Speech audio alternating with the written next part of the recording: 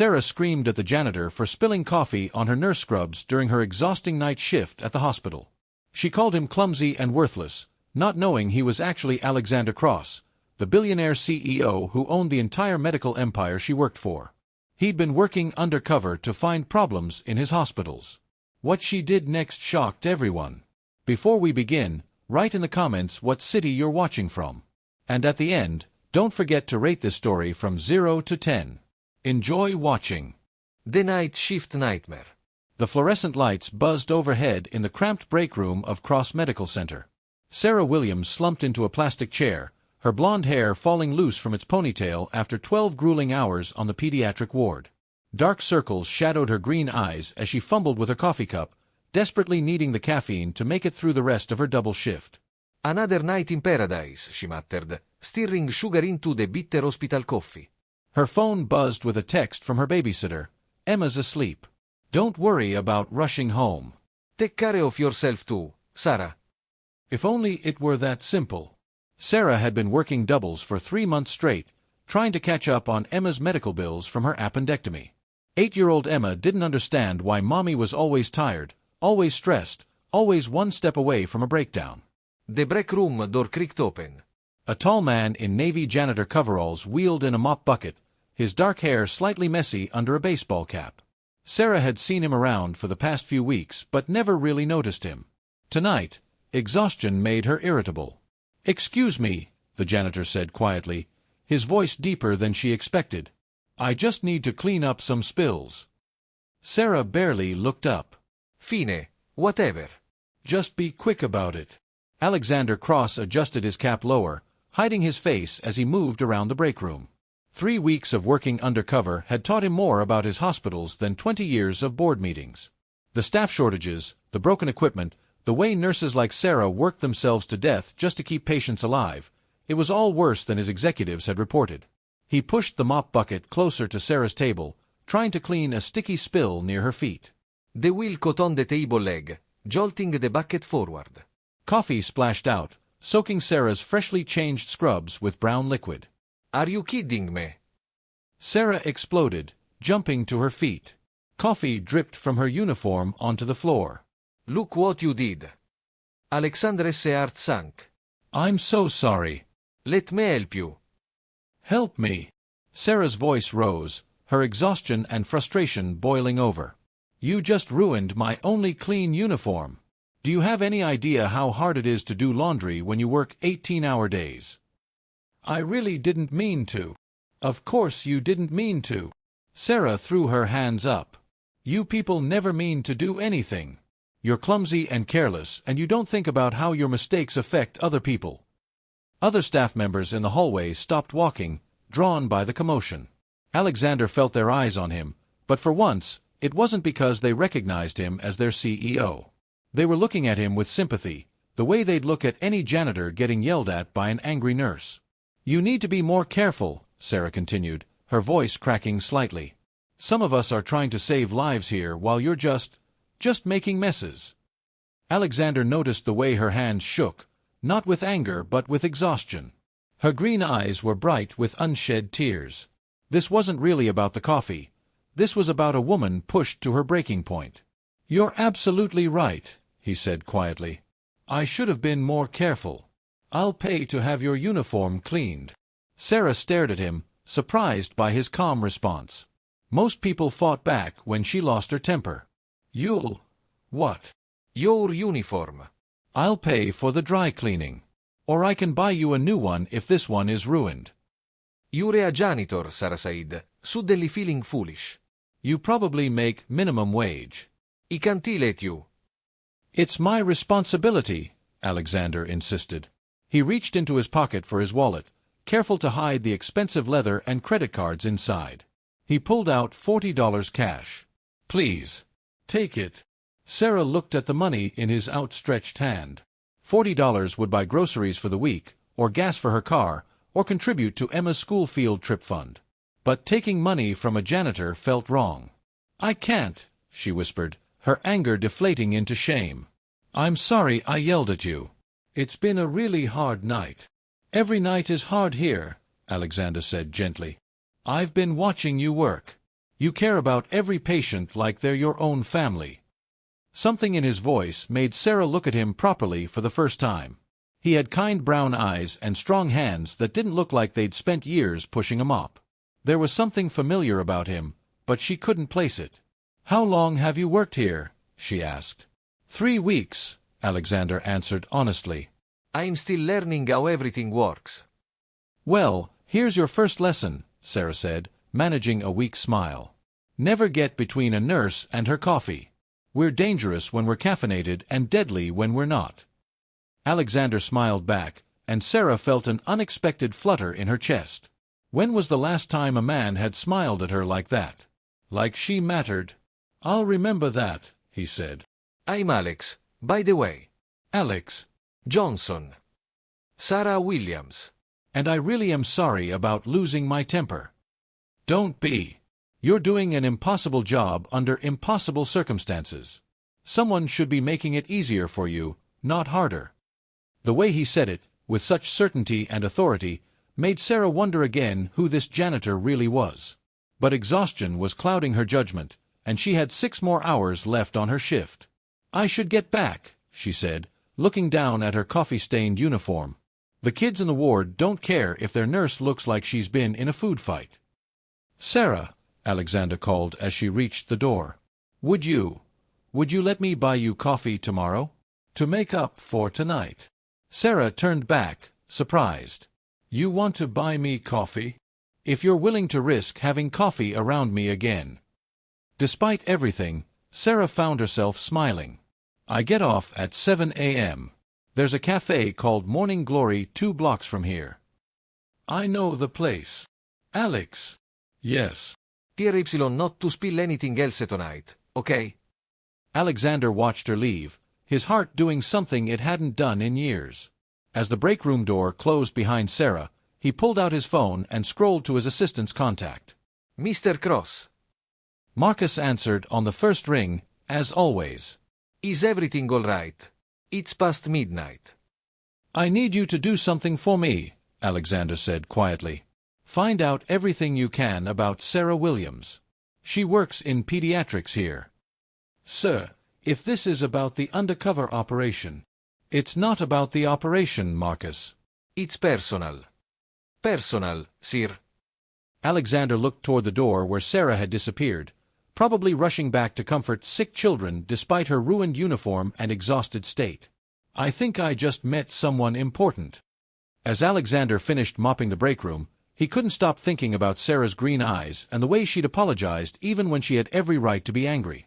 For the first time in his adult life, a woman had seen him as just a man, not a bank account or a business opportunity. Tomorrow cold and tea come fast no. The Billionaires secret mission. 6 months earlier, Alexander Cross had sat in his corner office on the 42nd floor of Cross Tower, staring at quarterly reports that made his stomach turn. Revenue was down 18% across his medical empire. Patient satisfaction scores were plummeting. Staff turnover was at an all-time high. "The board is asking hard questions, Alex," his CFO Margaret Chen had said, spreading papers across his mahogany desk. "We're hemorrhaging money and reputation." Alexander had built Cross Medical from nothing, turning a single struggling hospital into a network of 12 facilities across 3 states. He'd done it by being hands-on, walking every floor, knowing every department head by name. But as the company grew, he'd gotten further from the front lines. "What do our executives say?" he'd asked. "They say everything's fine. Staffing is adequate, equipment is maintained, protocols are followed." Margaret's tone suggested she didn't believe a word of it. "But the numbers don't lie." "Then maybe our executives are." That night, Alexander had made a decision that his security team called insane and his lawyers called liability suicide. He would go undercover in his own hospitals, working as the lowest-level employee possible, to see what was really happening. Now, 3 weeks into his janitorial career at Cross Medical Center, Alexander understood why his empire was crumbling. The night shift was understaffed by 30%. Equipment broke down daily because maintenance was deferred to save money. Nurses like Sarah worked doubles not by choice but by necessity. There simply weren't enough people to care for the patients. "Alex, you missed a spot," called Janet, the head of housekeeping, pointing to a corner near the elevator bank. Alexander grabbed his mop, still getting used to being ordered around by people who made a tenth of his salary. Janet was a good supervisor, but she was managing an impossible situation with broken equipment and half the staff she needed. "Janet," Alexander said carefully, "why don't we have more people working nights?" "Budget cuts," she replied, not looking up from her clipboard. "Mr. Cross's corporate office says we're overstaffed, but I don't see how.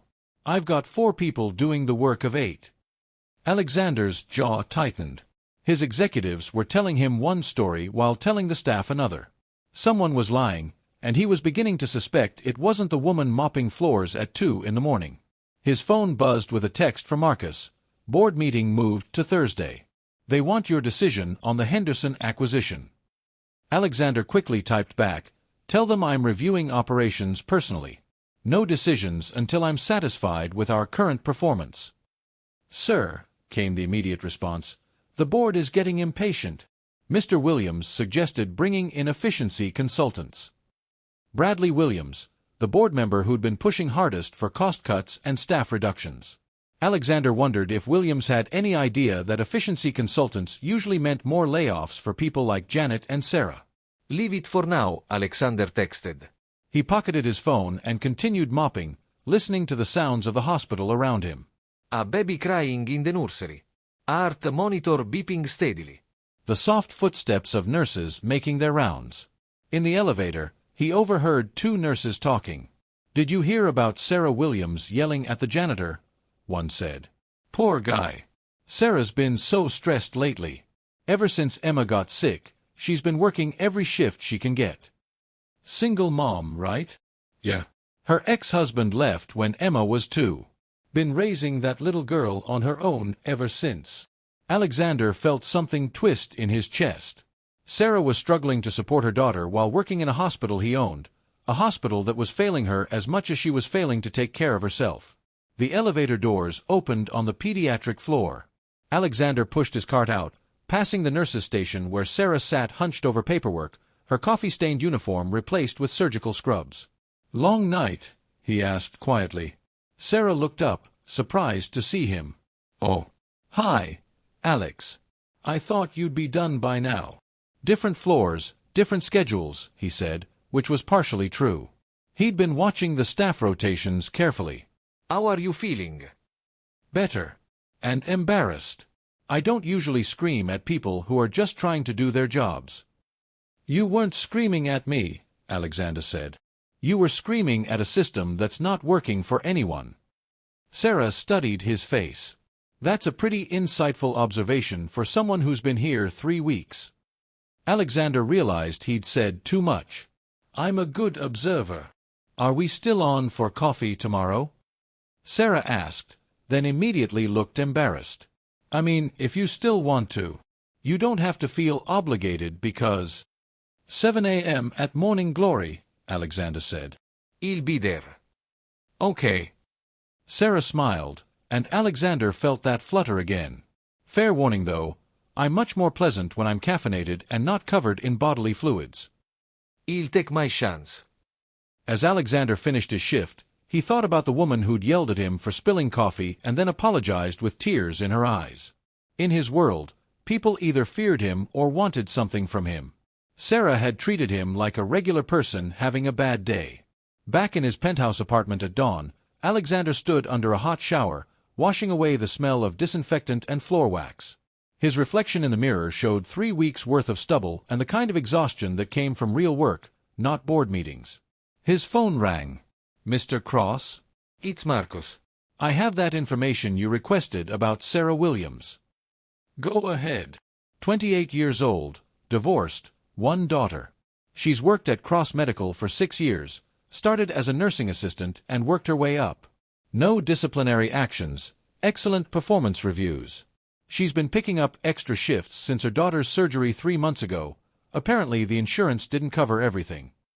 Alexander closed his eyes. Sarah was drowning in medical debt from treatment at his own hospital.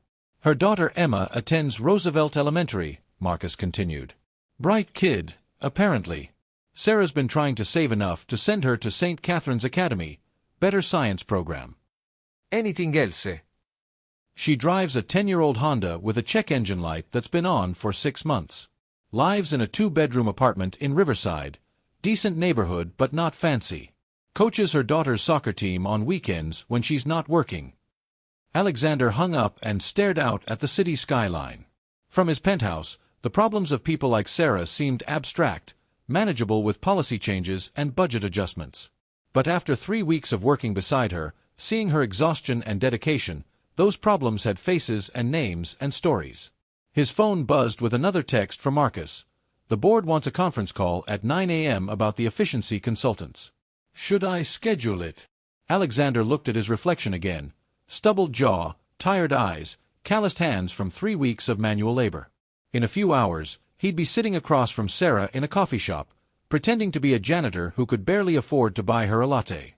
He typed back, "No conference call. I'm not done with my research." But as he set his alarm for 6:30 a.m., Alexander realized this wasn't about research anymore. Sarah Williams had gotten under his skin in a way no woman ever had, and he was about to have coffee with her under completely false pretenses. For the first time in his adult life, Alexander Cross was nervous about a date. Coffee shop collision. Morning Glory Cafe sat on a busy corner 2 blocks from Cross Medical Center, its windows fogged with steam and filled with the warm glow of hanging Edison bulbs. Alexander arrived 15 minutes early, choosing a small table near the back where they could talk privately. He'd changed from his janitor coveralls into jeans and a simple blue button-down, clothes that cost more than most people made in a week, but looked ordinary enough. His hands shook slightly as he checked his phone. 6:58 di mattina. Sarah would be here any minute, assuming she didn't change her mind. Why would a hard-working nurse want to have coffee with a janitor she'd met 12 hours ago? The door chimed, and Sarah walked in, her blonde hair pulled back in a messy bun, wearing faded jeans and an oversized sweater that had seen better days. Without her nurse uniform, she looked younger, softer. When she spotted Alexander, her face lit up with a genuine smile that made his chest tight. "You came," she said, sliding into the seat across from him. "Did you think I wouldn't?" "Honestly, I wasn't sure. I have a talent for scaring people away when I'm having a bad day." Sarah picked up the menu, then set it down. Alex, about last night. "You already apologized. And I already told you it wasn't necessary." "It was necessary. My daughter Emma always says I get scary mommy voice when I'm tired."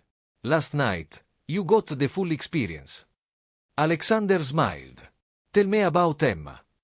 Sarah's face transformed, worry lines smoothing into pure joy. "She's 8, and she's brilliant. Obsessed with science experiments and volcanoes and how things work. Last week she took apart my coffee maker to see what was inside." "Did she put it back together?" "Better than it was before, actually." The kiddes got magic hands. Sarah paused as the waitress approached. Just coffee, please. Black. "I'll have the same, and—" Alexander scanned the menu quickly. "2 of those blueberry muffins. Alex, you don't have to buy me food. When's the last time you ate something that wasn't from a vending machine?" Sarah considered this. Yesterday, or maybe the day before. It all blurs together. "Then we're having muffins." When the waitress left, Sarah wrapped her hands around her coffee cup, studying Alexander's face. "You're not like the other maintenance staff." Alexander S. pulse quickened. "What do you mean?" "You talk differently. I don't know, you pay attention. Most people tune out when I start talking about Emma or work or anything real. Maybe I'm just a good listener." "Maybe." Sarah took a sip of coffee and sighed contentedly. "God, this tastes so much better than hospital coffee. I swear they make it from old socks and regret." Alexander laughed, a real laugh that surprised him. When was the last time someone had made him laugh without trying to impress him? "So what is your story, Alex Johnson?" Sarah asked. "What brings a mystery man to the glamorous world of hospital janitorial work?" Alexander had rehearsed this moment, crafting a backstory that would explain his presence without revealing his identity. But looking into Sarah's honest green eyes, the lies felt heavier than he'd expected. "I needed a change," he said carefully. "I was working in an office, wearing a suit every day, pushing papers around. It felt meaningless. And mopping floors feels meaningful? More than you'd think. When I clean the pediatric ward, I know I'm making it safer for kids like Emma. When I mop the ER, I'm helping create an environment where doctors can save lives. It's honest work. Sarah stared at him. Wow. I never thought about it like that. You make a difference every day, Sarah. The way you talk to the kids, the way you stay late to comfort a scared parent, that matters more than most people realize. Some days I wonder if I'm making any difference at all. The system is so broken. We're understaffed, overworked, underpaid. Sometimes I feel like I'm bailing water out of a sinking ship with a teaspoon. Alexander leaned forward. What would you change? If you could fix the hospital, what would you do first? Everything, Sarah said without hesitation. More nurses on every shift. Better equipment that actually works. Fair wages so people don't have to work 3 jobs to survive. Administrative staff who've actually worked in healthcare, not just business school graduates who think patients are profit margins. Her passion was beautiful and heartbreaking. This woman understood exactly what his hospitals needed, but she was trapped in a system that didn't listen to people like her. You've really thought about this, Alexander said. I've had plenty of time to think during 18-hour shifts. Sarah's phone buzzed, and her face immediately tensed as she read the text. Oh no. What is wrong? My babysitter. She just cancelled for tonight, and I'm scheduled for another double shift. If I don't show up, they'll write me up, and I can't afford any disciplinary actions. Can't you find another sitter? On 6 hours' notice? For overnight. Sarah ran her hands through her hair. Emma's only 8. I can't leave her alone, but I also can't miss work. I'm stuck. Alexander watched her panic, wanting desperately to help but knowing he had to be careful. What about family? My parents live in Oregon. Emma's father. Sarah's jaw tightened. Let's just say he's not an option. Friends. Most of my friends work at the hospital. Same shifts, same problems. Sarah stood up abruptly. He should go. I need to figure this out. Sarah, wait. Alexander stood too, his mind racing. What if I helped? What do you mean? He could watch Emma tonight. While you're working. Sarah stared at him like he'd suggested they rob a bank. Alex, I barely know you. I know, but... You're a janitor who met yesterday when he screamed at you about coffee. He can't leave my daughter with you. Alexander felt a flash of frustration. If she knew who he really was, she'd trust him with anything. His background checks were pristine, his references impeccable. But Alex, the janitor, was a stranger with no history, no credentials, no proof he could be trusted with the most precious thing in Sarah's world. I understand, he said quietly. I just hate seeing you in an impossible situation. Something in his tone made Sarah pause. Alex, who are you really? What do you mean? You talk like someone who's used to solving problems. Big problems. And those are expensive jeans for a guy who mops floors for minimum wage. Alexander looked down at his jeans, designer denim that cost more than Sarah made in a day. He'd been so focused on not looking like a CEO that he'd forgotten to look like a janitor. I used to have more money, he said, which was technically true. Before I decided to change my life. What did you do? I worked for a big company. Management position. The stress was killing me, so I walked away. Sarah nodded slowly. That explains the expensive taste and the confidence. But it doesn't explain why you're offering to babysit for a woman you just met. Because you need help, and I can provide it. Because Emma sounds like an amazing kid, and I'd like to meet her. Because... Alexander took a breath. Because I think you're the most genuine person I've met in a very long time. Sarah's cheeks flashed pink. Alex. Just think about it, okay? I know you have no reason to trust me, but I promise you, I would never let anything happen to Emma. Sarah's phone rang before she could respond. She glanced at the screen and sighed. It's the hospital. They probably need me to come in early. Answer it, Alexander said. But Sarah, my offer stands. As Sarah stepped outside to take the call, Alexander sat back down, his coffee growing cold. He'd just offered to babysit for a woman who thought he was a minimum-wage janitor. His security team would have heart attacks if they knew he was volunteering to spend the evening with an 8-year-old in a modest apartment across town. But the thought of Sarah losing her job because she couldn't find childcare made his chest ache. He'd built an empire, made billion-dollar decisions, negotiated with world leaders. Surely he could handle one little girl for a few hours. Sarah came back inside, her face grim. "They need me at 4 instead of 7. Nurse called in sick, and they're desperate." "What did you tell them?" "The TDB there." Sarah sat down heavily. "I don't have a choice. I'll have to bring Emma to the hospital and hope she can sleep in the break room." "That's not safe." "It's what I've got." Sarah's voice cracked slightly. Sometimes being a single mom means choosing between impossible options. Alexander made a decision that would change everything. "Give me your address." "Alex, Emma likes science, right? I can help her with homework, maybe build that volcano you mentioned. We can order pizza, watch movies.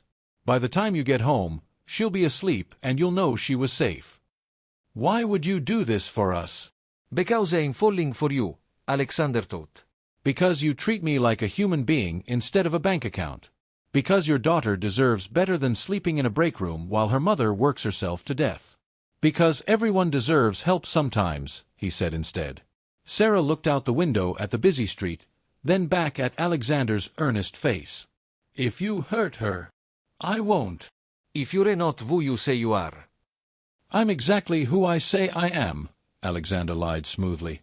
"A man who wants to help." Sarah pulled out her phone and typed in an address. "Riverside Apartments, Building C, Apartment 3B. Emma gets home from school at 3:30. I'll be there." "Alex." Sarah stood to leave, then turned back. "This is either the best decision I've ever made or the worst one. I really hope it's the best." As she walked away, Alexander realized he hoped the same thing. But first, he had to figure out how a billionaire CEO was going to convince an 8-year-old that he was just a friendly janitor who wanted to help with her homework. The daughter's emergency. Alexander stood outside Riverside Apartments at 3:25 p.m., questioning every decision that had led him to this moment. He'd stopped at a grocery store to buy ingredients for the volcano project Sarah had mentioned, along with pizza and ice cream, supplies that seemed appropriate for babysitting. His palms were sweating despite the cool autumn air.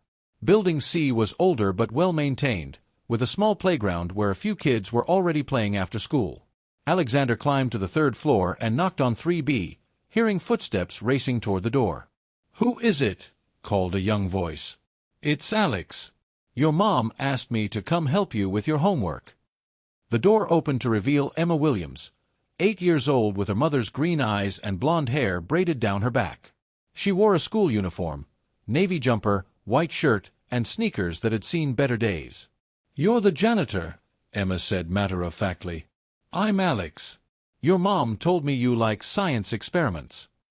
Emma's eyes lit up as she noticed the grocery bag in his hands. "What did you bring?" "Supplies for a volcano." "If that is okay with you." "Really?" Emma stepped back to let him in. "Mom said maybe we could build one, but she's always too tired." Alexander stepped into the small apartment, taking in the space Sarah and Emma called home. The living room was tiny but cozy, with a threadbare couch covered in a colorful throw blanket. Children's drawings covered one wall, and textbooks were stacked neatly on a small desk in the corner.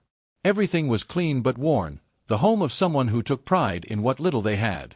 "Mom says you're not supposed to let strangers in," Emma said, studying Alexander carefully. "But you're not really a stranger because you work with Mom, right?" "Right. And your mom knows I'm here." "Good. Do you want to see my room?" "I have a chemistry set." Emma led him down a short hallway to a bedroom that was clearly shared, a bunk bed with the bottom made up for an adult and the top decorated with glow-in-the-dark stars. A small desk held school supplies and what looked like a junior chemistry set.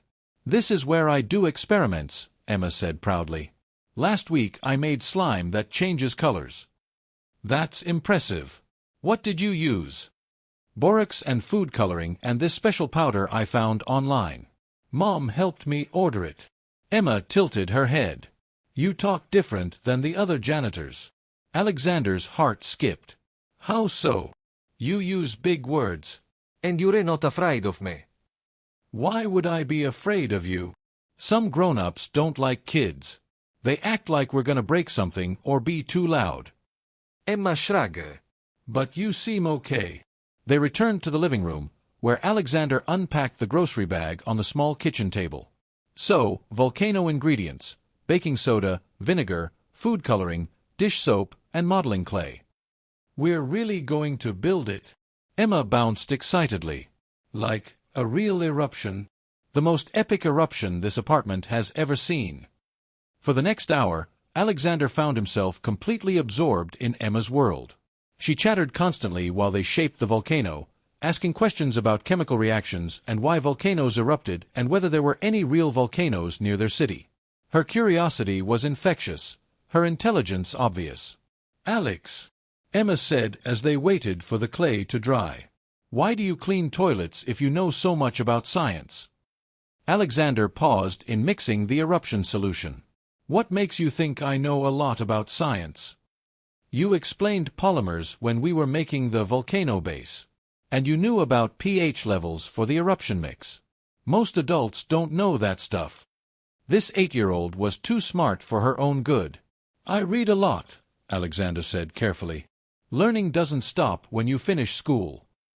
That's what Mom says. She's always studying nursing journals and medical textbooks. She wants to be a nurse practitioner someday. That's a great goal. It costs a lot of money though. Mom says maybe when I'm older. Emma's face fell slightly. I wish we had more money so Mom didn't have to work so much. Alexander's chest tightened. Your mom works hard because she loves you, Emma. Not because she has to. I know. But sometimes she cries when she thinks I'm asleep. And she never buys anything for herself, only for me. Before Alexander could respond, his phone rang. The caller ID made his stomach drop. Cross Medical Center. He almost didn't answer, but worry about Sarah made him pick up. Hello. Is this Alex Johnson? The voice was professional but urgent. Yes. I'm calling from Cross Medical Center. Sarah Williams listed you as her emergency contact for her daughter Emma. There's been an incident. Alexander's blood went cold. What kind of incident? Emma looked up from the volcano, sensing the change in his tone. Ms. Williams collapsed during her shift. She's stable, but we're keeping her for observation. She's asking for Emma to be brought to the hospital. Collapsed.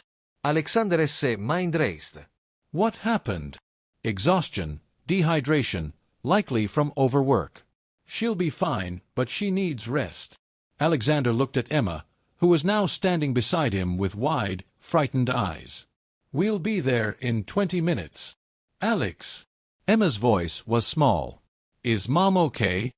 Alexander knelt down to her level, trying to keep his voice calm. Your mom is fine, sweetie. She's just very tired from working so much. The doctors want her to rest at the hospital tonight, and she wants to see you. Is she sick like I was when I had my appendix out? No, nothing like that. Just tired. But we should go see her, okay?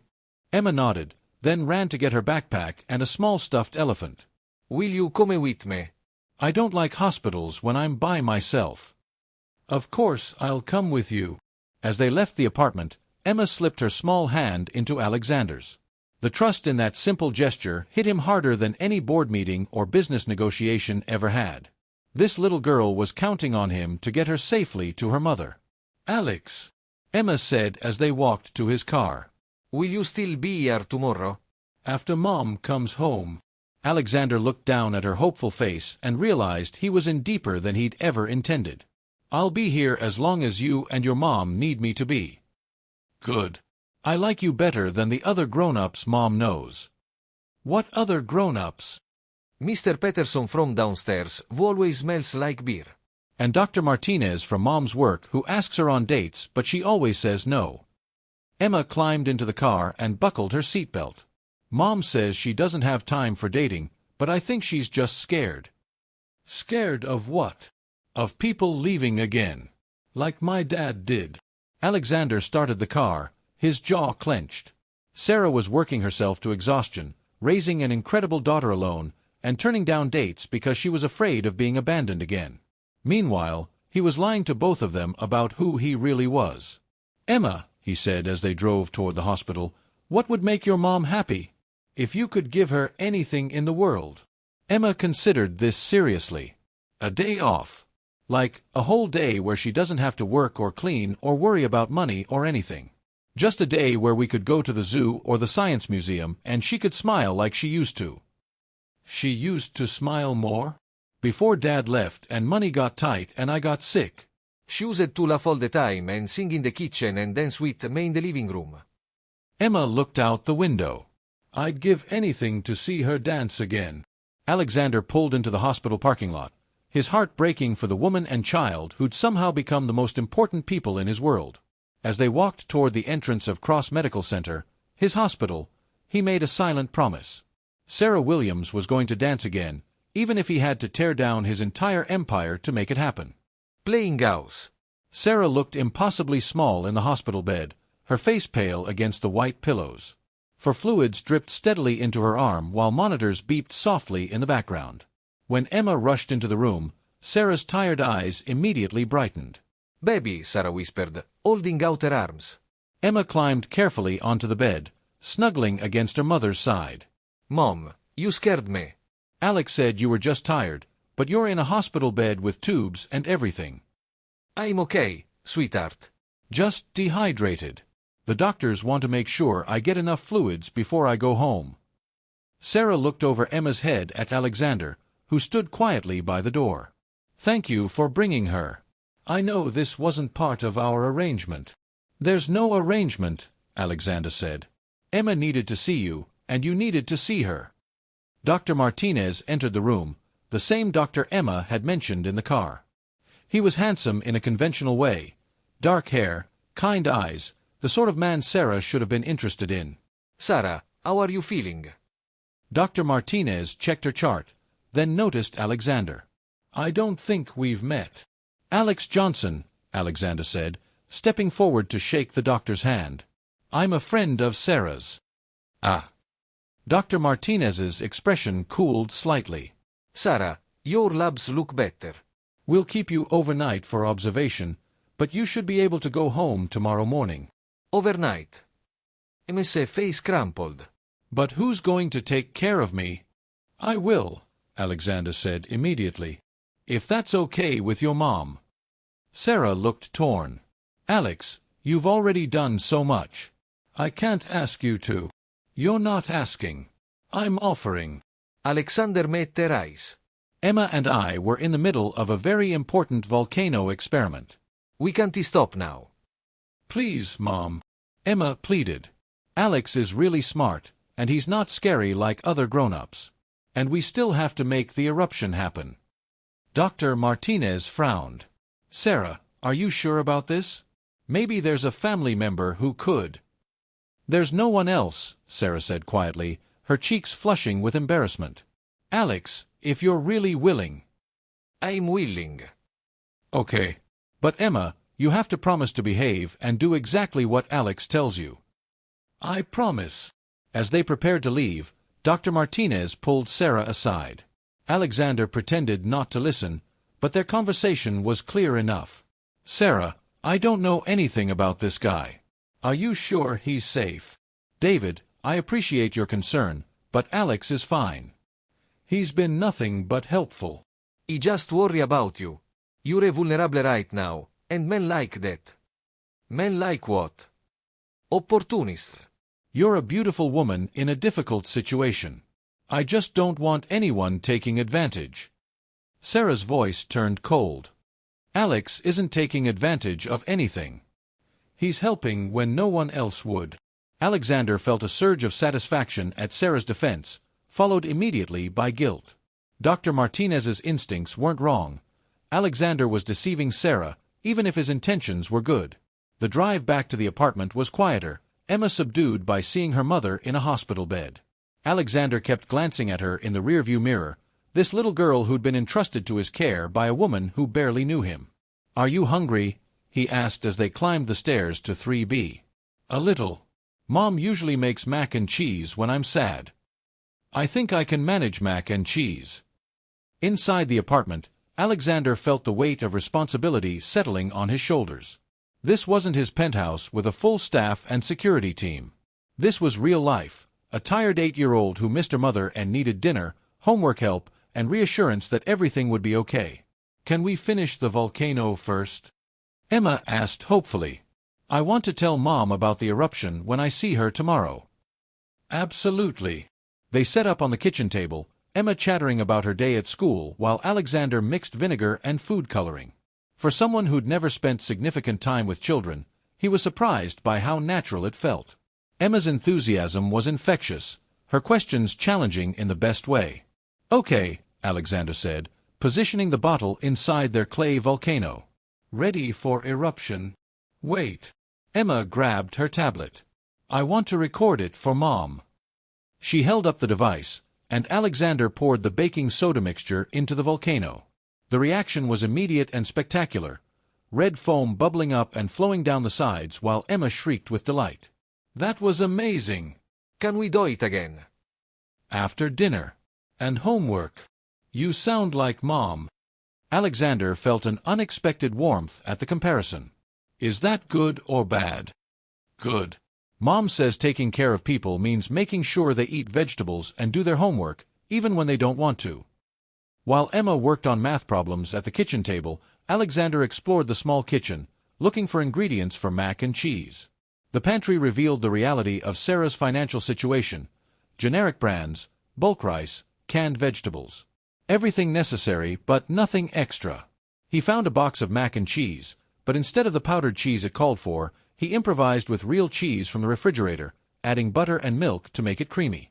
He steamed some frozen broccoli and cut up an apple, a complete meal that Emma actually seemed excited about. "This tastes different," Emma said, taking a big bite. Better than usual. Sometimes a little extra care makes food taste better. "Is that why Mom's cooking tastes better when she's not tired?" Alexander paused. "What do you mean?" "When Mom's really tired, she just makes the basic stuff. But on her days off, she makes pancakes with faces or puts cheese in my scrambled eggs. She says cooking with love tastes different than cooking because you have to." After dinner, they settled on the couch to watch a nature documentary about volcanoes. Emma curled up against Alexander's side, her head heavy on his shoulder as she fought to stay awake. "Alex," she said drowsily. "Yeah, kiddo." "Are you going to stay friends with Mom even after she's better?" "Why do you ask?" "Because people always leave when things get hard." Dad left when he got sick. Mom's friend Jessica stopped coming around when Mom couldn't go out anymore because of work. Even some of the nurses at Mom's hospital quit because it's too stressful. Alexander looked down at Emma's trusting face and felt his heart crack. "I'm not going anywhere, Emma." "I promise." "You really promise?" Like, promise, promise. Promise, promise. Emma smiled and closed her eyes. "Good. I like having you here. The apartment feels less empty." As Emma fell asleep against his shoulder, Alexander stared at the modest living room around him. The second-hand furniture, the careful organization of a woman making the most of very little, the drawings on the refrigerator, and photos of Sarah and Emma at various ages. All of it told the story of a family that had learned to be complete with just 2 people. But sitting here with Emma sleeping trustingly beside him, Alexander realized they didn't have to stay a family of 2. For the first time in his life, he wanted to be part of something bigger than his empire, more important than his wealth. He wanted to be the person Sarah and Emma could count on not to leave. His phone buzzed with a text from Marcus. "Sir, the board meeting has been moved to tomorrow morning. They're insisting on your presence." Alexander looked at the little girl sleeping against his shoulder, then typed back, "Cancel it. I have more important things to do." "Sir, this is about the Henderson acquisition. Millions of dollars are at stake." Alexander thought about Sarah working herself into exhaustion for a few $100s in overtime pay. About Emma's worn sneakers and shared bedroom. About a woman so afraid of being abandoned again that she'd rather be alone than risk trusting someone new. Let them wait, he texted. Some things are worth more than money. As he carried Emma to her top bunk and tucked her in with her stuffed elephant, Alexander realized he meant every word. Tomorrow he'd have to figure out how to keep his promise without revealing his deception. But tonight, he was exactly where he belonged, in a tiny apartment, taking care of the two people who'd somehow become his entire world. The hospital crisis. Sarah's shift was supposed to end at 7 a.m., but chaos had other plans. A multi-car accident on the interstate brought 6 critical patients to Cross Medical Center's emergency room just as the day shift was supposed to take over. The pediatric ward, already short-staffed, was asked to send nurses to help. "I can stay," Sarah told her supervisor, despite the 4-line that had been removed from her arm just hours earlier. "Absolutely not," charge nurse Patricia said firmly. "You collapsed yesterday from exhaustion. You're going home. But if you need help, what I need is for you to rest so you don't end up back in a hospital bed." Sarah gathered her things reluctantly, worried about leaving her colleagues to handle the crisis. She'd called Alex that morning to check on Emma, and his calm voice reassuring her that everything was fine had been exactly what she needed to hear. "Mom." Emma launched herself into Sarah's arms the moment she walked into the apartment. You're okay. "I'm perfectly fine, baby. Just needed some extra sleep." Sarah held her daughter tight, breathing in the familiar scent of her strawberry shampoo. Did you behave for Alex? "She was perfect," Alexander said, appearing in the kitchen doorway with a dish towel over his shoulder. "We made volcano eruptions, finished homework, and she taught me 3 different card games." Sarah looked around the apartment, surprised by what she saw. The dishes were done, laundry was folded neatly on the couch, and something smelled amazing in the kitchen. "Alex, you didn't have to clean. Emma helped. We had a system." Alexander grinned. "She's very good at supervising." "I told him where everything goes," Emma said proudly. "And I helped make breakfast. We made pancakes with faces." Sarah felt tears prick her eyes. When was the last time someone had taken care of her space, her daughter, her life with such obvious care? "I should let you rest," Alexander said, hanging up the dish towel. "Emma, give your mom a hug. I'll see you later, okay?" "Wait," Sarah said quickly. "You don't have to leave. I mean, unless you have somewhere else to be."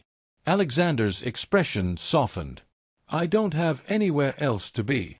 They spent the morning on the couch, Emma between them explaining the volcano experiment, while Sarah marveled at how natural Alexander seemed with her daughter. He listened to Emma's chatter with genuine interest, answered her questions thoughtfully, and somehow managed to be both playful and responsible. Sarah's phone rang around noon. Cross Medical Center again. "They better not be calling me in," she muttered, answering. "Hello, Sarah." It's Patricia. "We have a situation. The ER is completely overwhelmed, and we just lost 2 more nurses to the flu. I know you're supposed to be resting, but—" I'll be there in an hour. "Sarah, no," Alexander said immediately. "You collapsed yesterday." "People are dying," Sarah said, already standing. "I can't sit home watching movies when my colleagues are drowning." "Mom, you promised you'd rest today," Emma said, her lower lip trembling. Sarah knelt down in front of her daughter, heartbreaking at the disappointed look in Emma's eyes. "Baby, sometimes grown-ups have to break promises when it's an emergency. People need help. But what about you?" What if you get sick again? "I won't. I feel much better now." Alexander watched this exchange with growing frustration. Sarah was going to work herself to death trying to single-handedly save everyone, and there was nothing he could do to stop her without revealing his identity. Or was there? "What if I came with you?" he suggested. Sarah looked at him like he'd lost his mind. Alex, you're a janitor. "You can't help with medical emergencies." "I can help with everything else. Extra hands for moving patients, keeping families updated, making sure the staff stays fed and hydrated. Sometimes the non-medical support is just as important as the medical care." "Alex, that's sweet, but—" "Mom, please let him come," Emma said. "Then someone will be there to make sure you don't forget to eat or drink water." Sarah looked between Alexander and Emma, torn between her duty to her patients and her worry about leaving Emma again so soon. "I'll stay with Mrs. Chen downstairs," Emma said, sensing her mother's hesitation. "She likes it when I visit, and she'll make me help with her crossword puzzles." "Are you sure, baby?" "I'm sure. But only if Alex goes with you to take care of you." An hour later, Alexander found himself back in Cross Medical Center, this time wearing scrubs borrowed from the men's locker room and a volunteer badge Patricia had hastily arranged. The scene in the ER was controlled chaos, every room full, staff running between patients, families crowding the waiting area. Johnson. Patricia called. Transport needs help getting patients from ambulances. Think you can handle a gurney? Yes, ma'am. For the next 6 hours, Alexander worked harder than he had in years. He moved patients, delivered lab results, restocked supply rooms, and helped families navigate the maze of insurance forms and treatment options. But mostly, he watched Sarah. She was extraordinary. Despite her exhaustion from the day before, she moved through the chaos with calm efficiency, comforting scared children, advocating for her patients, and somehow finding time to check on overwhelmed colleagues. Alexander had seen executives manage million-dollar crises with less grace and competence than Sarah showed dealing with a medical emergency while running on 4 hours of sleep. "You're good at this," Dr. Martinez said, appearing beside Alexander as they watched Sarah expertly calm a hysterical mother whose toddler had been in the car accident. "At what?" "Supporting the staff. A lot of volunteers get in the way, but you seem to anticipate what's needed." Alexander had learned to read organizational needs during his years building Cross Medical, but he couldn't exactly explain that to Dr. Martinez. "I'm a quick learner." "Sarah seems to trust you." There was something pointed in Dr. Martinez's tone that made Alexander look at him more carefully. "She's an amazing nurse. She's an amazing woman. Deserves someone who can take care of her for once, instead of the other way around." "I agree." Dottore Martinez studied Alexander's face. "What do you do when you're not volunteering, Alex?" "Maintenance work mostly. Whatever needs doing. Pays well enough to afford designer jeans." Alexander's stomach dropped. He'd been so focused on helping Sarah that he'd forgotten to maintain his janitor persona. "I shop at thrift stores," he said quickly. "You'd be surprised what people donate." Dr. Martinez didn't look convinced, but before he could ask more questions, an ambulance arrived with another critical patient. Around 8 p.m., the crisis finally began to ease. The most critical patients were stable, the ER was no longer at capacity, and the night shift had arrived to take over.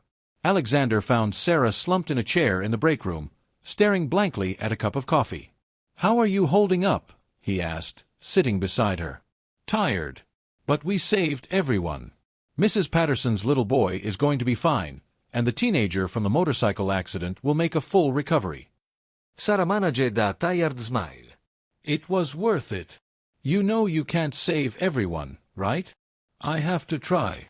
"No, you have to take care of yourself so you can keep helping people. There's a difference." Sarah looked at him with those perceptive green eyes. "You sound like you know something about trying to save everyone." Alexander thought about his empire, his hospitals, his desperate need to fix everything wrong with healthcare. "Maybe uno do."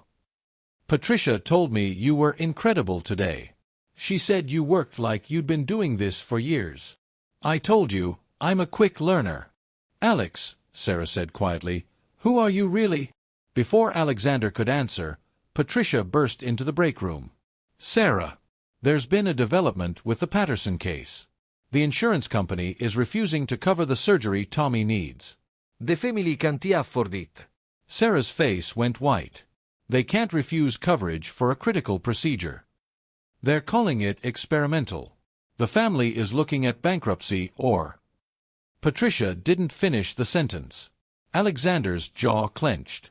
He knew exactly which insurance company Patricia was talking about, one of the providers that contracted with Cross Medical. He also knew the surgery wasn't experimental. The insurance company was just trying to avoid expensive payout.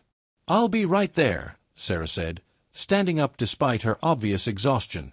"Sarah, you've been here for 14 hours, Patricia said. "Go home." "We'll figure something out." But Alexander was already pulling out his phone. "Excuse me," he said, stepping into the hallway. He dialed Marcus's personal number. "It's me. I need you to make a call." "Sir, where are you?" The board has been trying to reach you all day. Listen carefully. Call Pinnacle Insurance and tell them to approve the Patterson surgery at Cross Medical immediately. 6-year-old boy, motorcycle accident, emergency cranial procedure. Sir, I don't understand. Just do it. And Marcus, make sure it's handled anonymously. 10 minutes later, Patricia came running back to the break room where Sarah and Alexander were still sitting. I don't understand it, she said, breathless with excitement. The insurance company just called. They're approving Tommy's surgery. Full coverage. Sarah looked stunned. How is that possible? They said there was a review of the case by their medical board, and they determined the procedure was medically necessary after all. Alexander kept his expression neutral, but inside, he felt a satisfaction deeper than any business deal had ever provided. It's a miracle, Sarah whispered, tears in her eyes. That little boy is going to be okay. As they finally left the hospital together, Sarah was quiet, processing the day's events. Alexander wanted to tell her the truth, that he'd made one phone call and potentially saved that family from financial ruin. But he also knew that revelation would change everything between them. Alex, Sarah said as they reached her car, thank you. For today, for last night, for everything. I don't know how to repay you. You don't owe me anything, Sarah. Ido, you've been. I can't remember the last time someone took care of me the way you have. Alexander stepped closer, close enough to see the gold flecks in her green eyes. Maybe it's time someone did. Alex, Before she could finish, Alexander's phone rang. The caller ID made his blood freeze. Board Chairman Williams. Sarah saw the name and frowned. Williams. Like the hospital board member. Alexander's heart stopped. Wrong number, he said quickly, declining the call.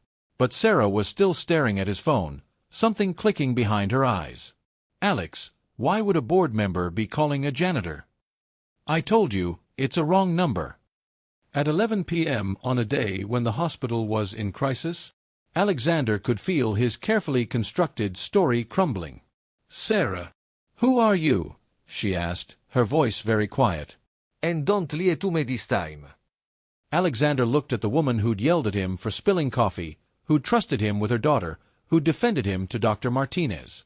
The woman who was about to learn that everything he'd told her was a lie. It's complicated, he said finally. Sarah stepped back, her face closing off. I think we should go get Emma and call it a night. As they drove to pick up Emma from Mrs. Chen's apartment, the silence between them felt like a wall. Alexander knew he was running out of time to tell Sarah the truth before she discovered it herself. But he also knew that when she learned who he really was, everything between them would change forever. The kiss that changes everything. Emma fell asleep in the car on the way home from Mrs. Chen's, exhausted from a day of crossword puzzles and worry about her mother. Alexander carried her up to the apartment while Sarah unlocked the door, both of them moving quietly to avoid waking the little girl. She's gotten heavier, Sarah whispered as Alexander gently placed Emma on her top bunk and pulled the blanket up to her chin. She's growing up. They stood for a moment in the doorway of Emma's bedroom, watching her sleep peacefully with her stuffed elephant clutched against her chest. In the soft light from the hallway, Sarah looked younger, more vulnerable than the competent nurse who'd handled today's crisis with such grace. She really likes you, Sarah said as they moved to the living room. She told Mrs. Chen that you're the first grown-up who listens to her science questions without looking bored. Emma's brilliant. Anyone who gets bored listening to her isn't paying attention. Sarah curled up on the couch, tucking her legs under her. Despite the exhaustion in her eyes, she seemed reluctant to end the evening. I keep waiting for the catch. What catch? The part where you turn out to be too good to be true. Where you want something I can't give, or you get tired of playing house with a single mom and her kid. Alexander sat on the other end of the couch, careful to maintain distance. What if there's no catch? What if you just want to be here? Men like you don't just want to be here, Alex. You're educated, obviously intelligent, probably attractive enough to date women without complications like demanding jobs and 8-year-old daughters. Maybe uno like complications. Nobody likes complications. Maybe I like your complications specifically. Sarah looked at him for a long moment, something shifting in her expression. Alex, What happened to you? In your old life, I mean. What made you walk away from everything? Alexander thought about his penthouse apartment, his fleet of cars, his empire of hospitals that was slowly failing because he'd lost touch with what actually mattered. I realized I was living someone else's definition of success, he said carefully. Big house, expensive car, important job title, none of it made me happy. I was successful on paper but empty inside. And cleaning floors makes you happy? Being useful makes me happy. Making a difference in small ways instead of trying to control everything from a distance. That's very philosophical for a janitor. Alexander felt the familiar panic of almost being caught. I had a lot of time to think when I was making my career change.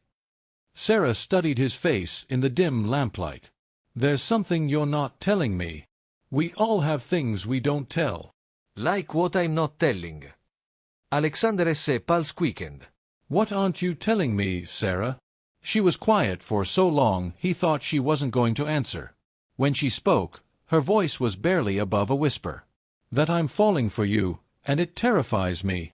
Alexander esse Brett Cott. Why does it terrify you? Because Emma's already attached to you. Because I'm starting to depend on you.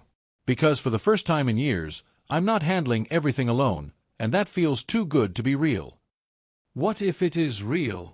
Then I'm in trouble, because I don't know how to do this anymore. I don't know how to trust someone not to leave when things get hard. Alexander moved closer on the couch, close enough to see the tears gathering in Sarah's eyes. Sarah. Emma's father left the day after her second birthday, packed his bags while she was napping and left a note saying he couldn't handle the responsibility. I came home from work to an empty closet and a toddler asking where Daddy went. I'm not him. I know. That is what scares me. You're kind and patient, and you make Emma laugh, and you carried her upstairs like she was precious cargo. You're everything I didn't know I was looking for. Then why are you afraid? Because you're going to figure out that we're too much work. That Emma asks too many questions, and I work too many hours, and we live in a tiny apartment with thin walls and no money for extras. You're going to realize you can find someone easier. Alexander reached out and gently touched Sarah's face, wiping away a tear that had escaped despite her efforts to hold it back. Sarah, look at me. She met his eyes, her expression vulnerable and hopeful and terrified all at once. There is no one easier, he said. There's no one I'd rather be with than you and Emma, in this tiny apartment, dealing with whatever complications come our way. Alex. I'm not going anywhere. I know you have no reason to believe that, but it's true. Sarah searched his face as if trying to read his soul. Promise me something. Anything. Promise me that if you decide this is too much, you'll tell me. Don't just disappear. Emma couldn't handle that, and neither could I. Alexander felt the weight of his deception pressing down on him. Sarah was asking for honesty while he was living a lie. But looking into her eyes, seeing the trust and hope there, he couldn't bring himself to destroy this moment with the truth. I promise, he said, meaning it more than any words he'd ever spoken. Sarah moved closer, close enough that Alexander could smell her shampoo and see the flecks of gold in her green eyes. I haven't done this in a long time, she whispered. Done what? Instead of answering, Sarah kissed him. It was tentative at first, uncertain, but when Alexander kissed her back, she melted against him with a soft sigh that made his heart race. The kiss deepened, months of loneliness and attraction and careful courtship distilling into this perfect moment. Alexander had been kissed by models and socialites and actresses, but nothing had ever felt like this, like coming home, like finding something he hadn't known he was missing. When they broke apart, Sarah rested her forehead against his, both of them breathing hard. That was, Sarah started. Alexander esse phone rang, the sound jarring in the quiet apartment. He glanced at the screen and felt his stomach drop. Alexander Cross. Sarah saw the name and frowned. Why does that name sound familiar? Alexander's heart pounded as he declined the call. I don't know. Common name, I guess. But Sarah was already reaching for her tablet on the coffee table, her fingers flying over the screen. Alexander Cross. Alexander Cross. Oh my God. She turned the tablet around, showing a photo from a business magazine. Alexander Cross, CEO of Cross Medical Empire, in an expensive suit, standing in front of the very hospital where Sarah worked. "This is Alexander Cross," Sarah said, her voice deadly quiet. "The billionaire who owns Cross Medical. The man whose cost-cutting measures have made my job impossible." Alexander felt the world shifting beneath him. "Sarah, I can explain. That man just called you." On your personal phone. At midnight. It's not what you think. "What I think is that you've been lying to me since the moment we met." Sarah stood up abruptly, putting distance between them. "The expensive clothes, the way you talk, the fact that you somehow knew exactly how to handle today's crisis. You're not a janitor at all, are you?" Sarah, please. "Are you?" Her voice was rising, and Alexander glanced toward Emma's room, hoping they weren't waking her. "No," he admitted quietly. I'm not a janitor. Sarah stared at him, her face cycling through hurt, anger, and betrayal. "Then who are you, Alex? And please, for once in this entire relationship, tell me the truth." Alexander looked at the woman he'd fallen in love with, the woman whose trust he'd just shattered with his deception, and realized that the moment he'd been dreading since the day they met had finally arrived. "My name is Alexander Cross," he said. "And I own the hospital where you work." The silence that followed was deafening. Sarah sank back onto the couch as if her legs had given out, staring at him like he was a stranger. "You're him," she whispered. "You're the billionaire CEO." "Yes. The man who's been cutting staff and reducing benefits and making my life hell for the past 2 years. Sarah, I was trying to understand." "Understand what?" "How your policies were affecting real people. So you decided to play dress-up and pretend to be one of us." "It wasn't like that." "Then what was it like, Alexander?" The way she said his real name made it sound like a curse. "What was this whole thing? Research? Entertainment. A rich man's game to see how the other half lives?" He fell in love with you. Sarah laughed, but there was no humor in it. You fell in love with me. "You don't even know me. I'm not the person I am with you. I'm the person I am when I'm working 18-hour shifts to pay for my daughter's medical bills. I'm the person who cries in supply closets and yells at janitors and can't afford to send her kid to the school she deserves." "I know exactly who you are." No, you don't. "You know who I am when someone is helping me, when I'm not drowning alone. You've been playing hero in my life while simultaneously making it harder through your policies." Alexander felt desperate, watching the woman he loved slip away with every word. Sarah, please. "Let me explain why I was undercover." "I don't want to hear it." Sarah stood up again, moving toward the door. "I want you to leave." "Sarah." Leave, Alexander. "Go back to your penthouse and your board meetings and your empire. Go back to making decisions about people's lives from 40 floors above them." What about Emma? Sarah's face crumpled slightly at the mention of her daughter. What about her? "She's going to wonder where I went." Il figure something out. He always do. Alexander moved toward the door but stopped before leaving. "Sarah, everything I told you about my feelings, that was real. My identity was a lie, but nothing else was." Get out, Sarah whispered, tears streaming down her face. Please, just get out. Alexander left, closing the door softly behind him. As he walked down the hallway, he heard Sarah's muffled sobs through the thin walls, and he knew he'd just lost the best thing that had ever happened to him. By lying to protect her, he'd destroyed the only real relationship he'd ever had. The truth unravels. 3 days passed without a word from Alexander. Sarah threw herself into work with renewed intensity, picking up every extra shift available and staying busy enough that she almost forgot to think about brown eyes and gentle hands and the way he'd looked at Emma like she was precious. Almost. Emma asked about Alex every day, where he was, when he was coming back, if he was still their friend. Sarah gave vague answers about Alex being busy with work, but she could see the confusion and hurt in her daughter's eyes. Emma was too smart not to sense that something had gone wrong. "Mom, did you and Alex have a fight?" Emma asked on Saturday morning as they sat at their small kitchen table sharing a box of cereal. "Why would you think that?" "Because you get the same sad face when you talk about him that you got when Daddy left." Sarah's heart clenched. "It's not the same thing, baby." Did he leave because of me? Because I'm too much work? Oh, Emma. Sarah pulled her daughter into her lap. You are not too much work. You are the best thing in my life, and any grown-up who can't see that doesn't deserve to be around you. But I liked Alex. He explained things to me, and he didn't get mad when I asked too many questions. I know you liked him, sweetheart.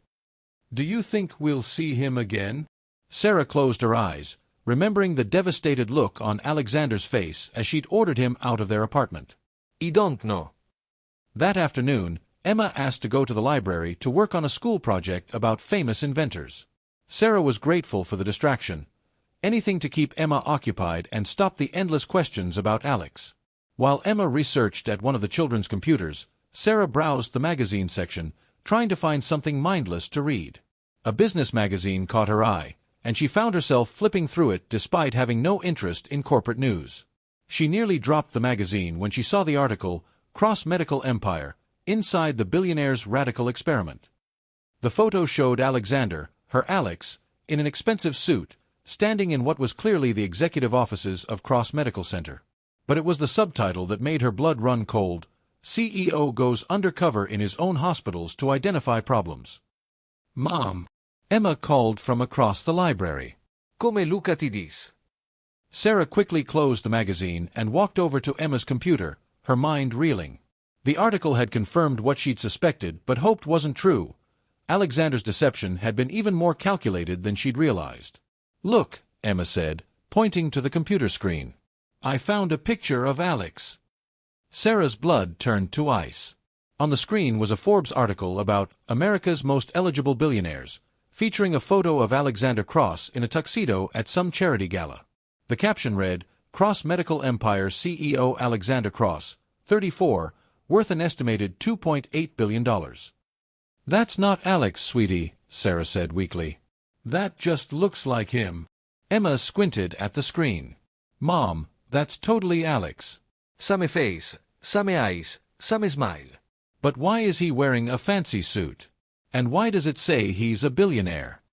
Sarah's hands shook as she helped Emma log off the computer. Let's go home, Emma. But Mom. Now, Emma. On the drive home, Emma was uncharacteristically quiet, processing what she'd seen.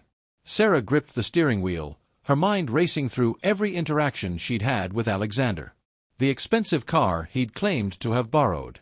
The way he'd handled the hospital crisis like someone used to managing complex situations. His sophisticated vocabulary and the confidence that came from being accustomed to authority. How could she have been so blind? Mom, Emma said as they pulled into their apartment complex, if Alex is really that rich guy in the picture, why was he pretending to be a janitor? Sarah turned off the engine and sat in silence for a moment. Emma deserved an honest answer, but Sarah wasn't sure she had one. I don't know, baby. Sometimes grown-ups make choices that don't make sense. Was he lying to us? The urti Emma's voice broke Sarah's heart. Yes, sweetheart. He was. But why? Did he think we wouldn't like him if we knew he was rich? Out of the mouths of babes.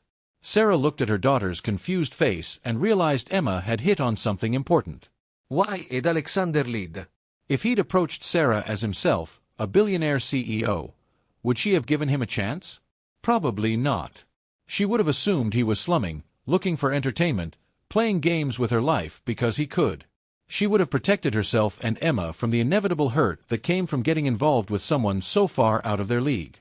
I think maybe he was scared, Sarah admitted. Sometimes when people have a lot of money, it's hard for them to know if others like them for who they are or what they have. So he lied to see if we'd like him when he was poor? Something like that. Emma was quiet as they climbed the stairs to their apartment. Sarah unlocked the door, grateful to be home where she could process this revelation in private. Mom, Emma said as she dropped her backpack by the door. Yeah. I still like him, even if he's rich. He was nice to me and he helped take care of you when you were sick. That is what matters, right? Sarah felt tears sting her eyes. Her 8-year-old daughter had more emotional wisdom than she did. It's not that simple, baby. Why not? How could Sarah explain that Alexander's deception felt like a betrayal not just of her trust, but of her dignity? That she felt like a charity case, a research project, a poor single mother who'd been studied by a billionaire playing dress-up? Because when people lie about important things, it makes it hard to trust them. Emma flopped onto the couch, looking unusually serious for her age. Remember when I lied about breaking your coffee mug last month? Yes.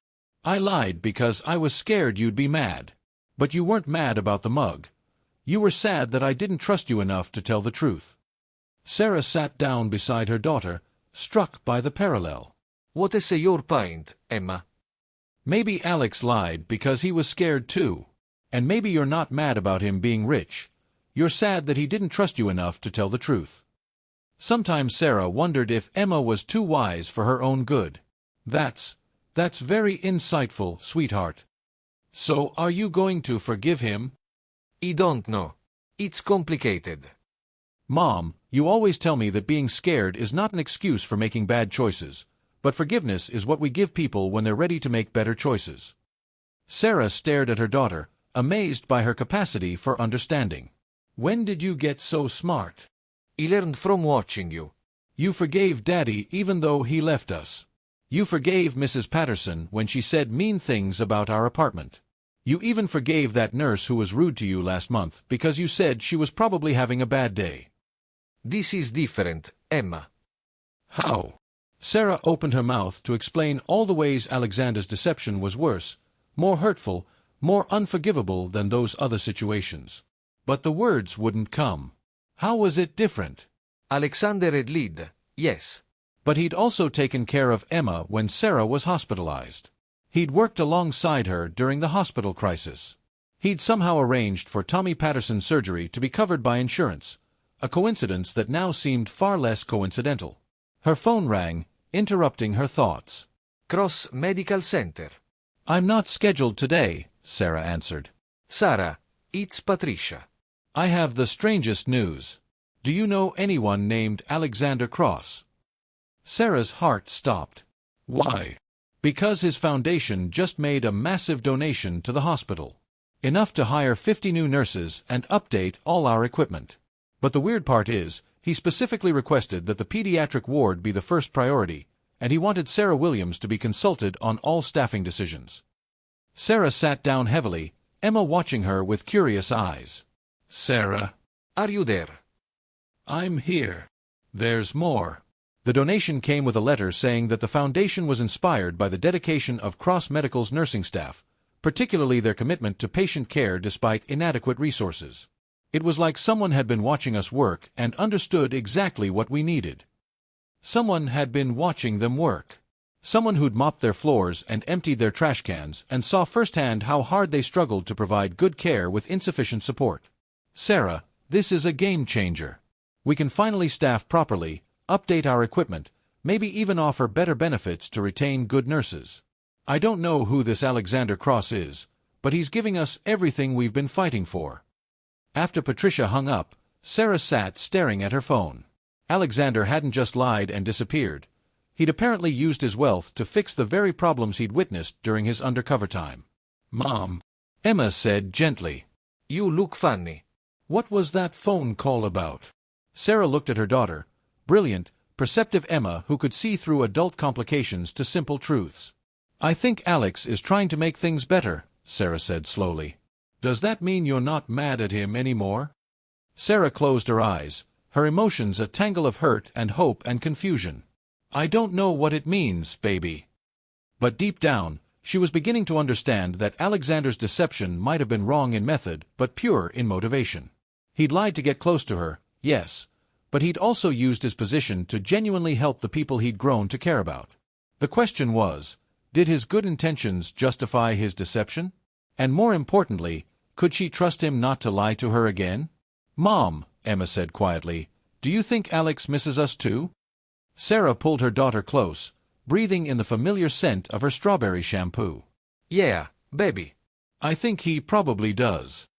Meanwhile, in his penthouse apartment across town, Alexander sat alone in his home office, staring at architectural plans for a new children's hospital wing that would be funded by the Cross Foundation. Every detail had been designed based on what he'd learned during his time undercover, From the nursing station layouts that would improve efficiency to the family rooms that would give parents a place to rest during long vigils. But all the money in the world couldn't fix what he'd broken with Sarah. And all the good he might do with his wealth couldn't undo the hurt he'd seen in her eyes when she'd ordered him to leave. His phone buzzed with a text from Marcus. The board approved the hospital improvements. Construction begins next month. Should I schedule a press conference? Alexander typed back, "No press." Keep the donations anonymous. Sir, this is a $50 million initiative. The publicity could be valuable. He said no press, Marcus. Alexander set down his phone and picked up the photo he'd printed from Emma's tablet. The picture she'd taken of their volcano experiment, her gap-toothed grin bright with excitement while Alexander's hands were covered in clay and his face was split with genuine laughter. He'd never looked happier in any photograph, never felt more himself than in that tiny apartment kitchen, helping an 8-year-old with a science project while her mother worked the night shift. But he'd lost them both, and no amount of money could buy back their trust. The public confrontation. Sarah lasted exactly 5 days before she couldn't stand it anymore. 5 days of Emma asking about Alex, 5 days of throwing herself into work at a hospital that was suddenly, mysteriously, getting everything it needed, 5 days of Patricia praising the anonymous benefactor who seemed to understand their problems with impossible precision. On Tuesday morning, Sarah called in sick for the first time in 2 years, dropped Emma at school, and drove to Cross Tower, the gleaming 42-story building downtown that housed Alexander's empire. She'd never been inside a building like this. The lobby was all marble and glass, with abstract art that probably cost more than her annual salary. Well-dressed people moved purposefully between elevators, their conversations filled with corporate jargon and million-dollar figures.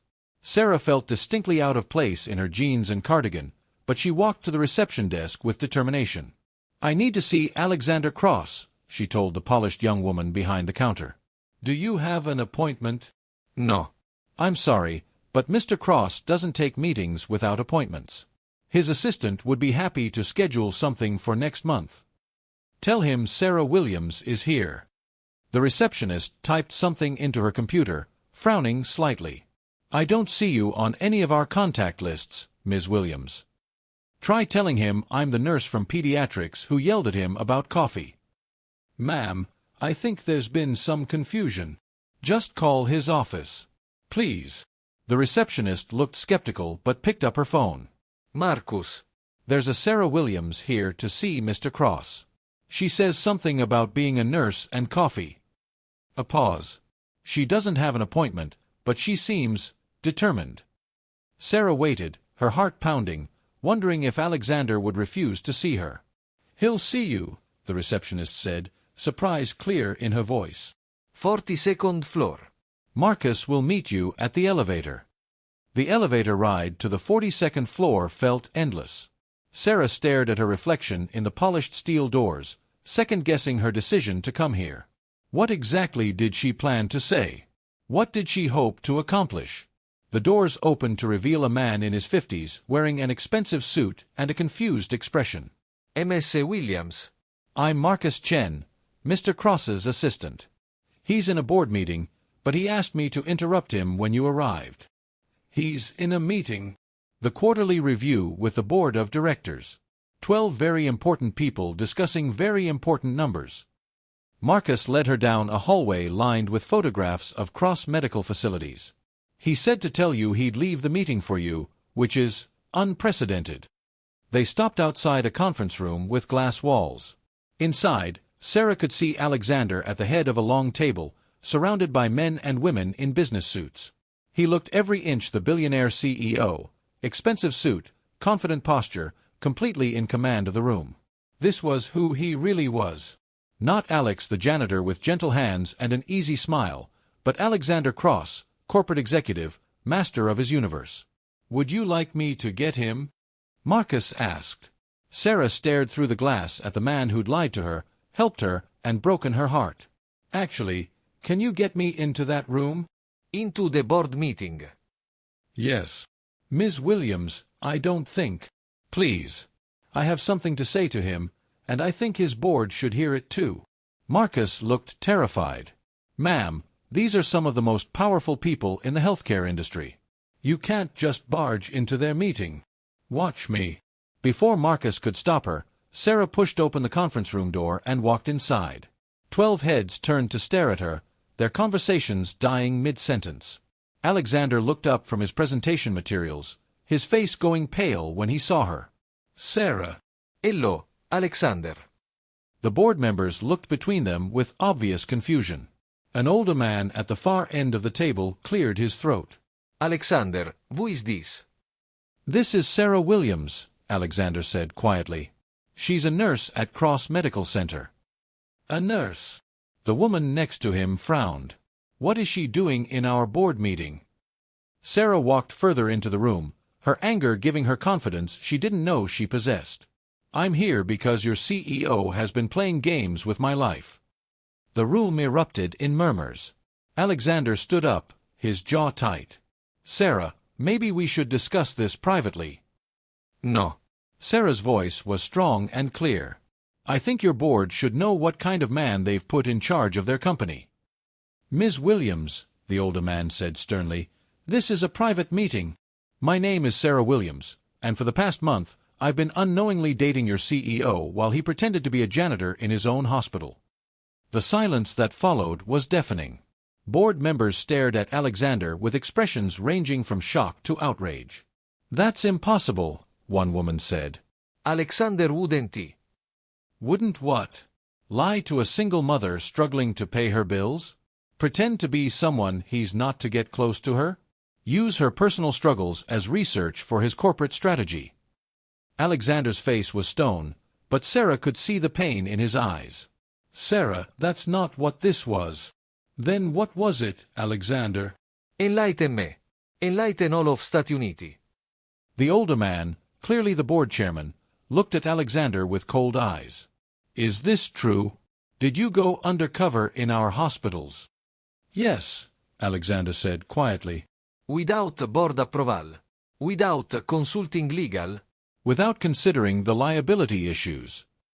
I needed to see what was really happening. The reports we were getting didn't match the reality on the ground.